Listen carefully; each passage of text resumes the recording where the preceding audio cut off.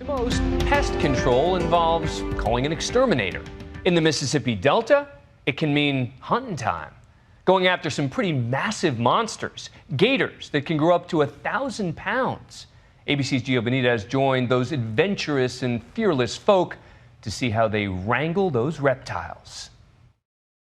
It's midnight, deep in the dark waters of the Mississippi Delta, and we're along for the final 48 hours of this record-breaking alligator hunting season. What lies beneath? Jurassic Park. These hunters are struggling to reel a writhing 11-foot alligator into their 18-foot boat. I told you not to stand up for that. We're in the Delta National Forest. It's the same place where, during Mississippi's alligator hunting season, 3 teams captured massive monsters, sparking headlines across the nation. This massive gator tips the scales at 741.5 pounds. Just this past weekend, the Stokes family in Alabama captured a true behemoth, 15 feet even, 1,011.5 pounds, the biggest caught in Alabama ever. And next door in Mississippi, meet Beth Trammell and her family of unusual gator hunters. Her son Parker, husband Rob, and brother-in-law Sean.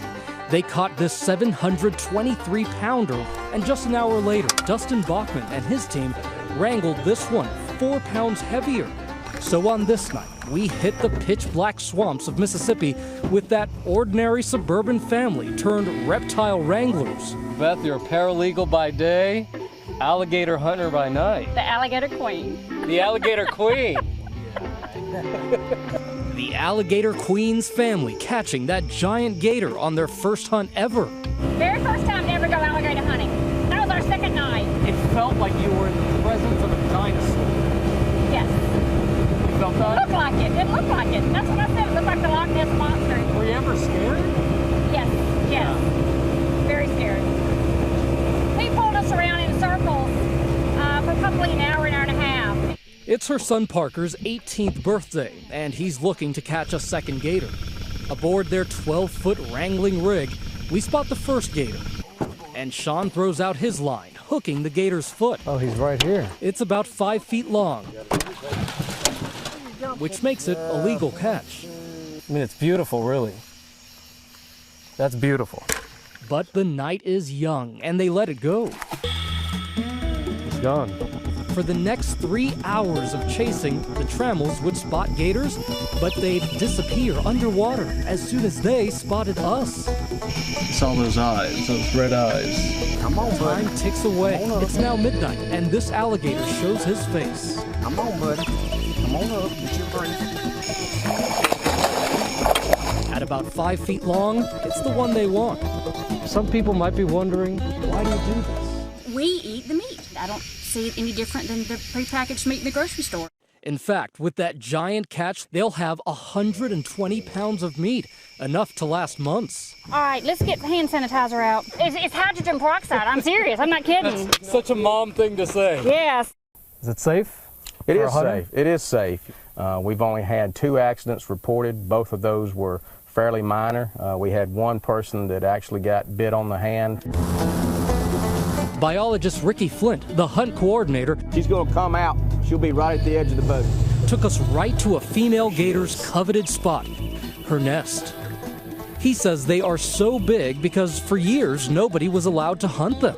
So the gators kept growing in size and population, so much so they've become a dangerous nuisance. For many people here, alligators have become a problem on their property. Oh, absolutely. Goldfish ponds, swimming pools, under the deck of a house, in the highways, in the parking lots of downtown Jackson. Even though gators are not endangered, there are critics who say this is a blood sport, that wild alligators should be left in the wild.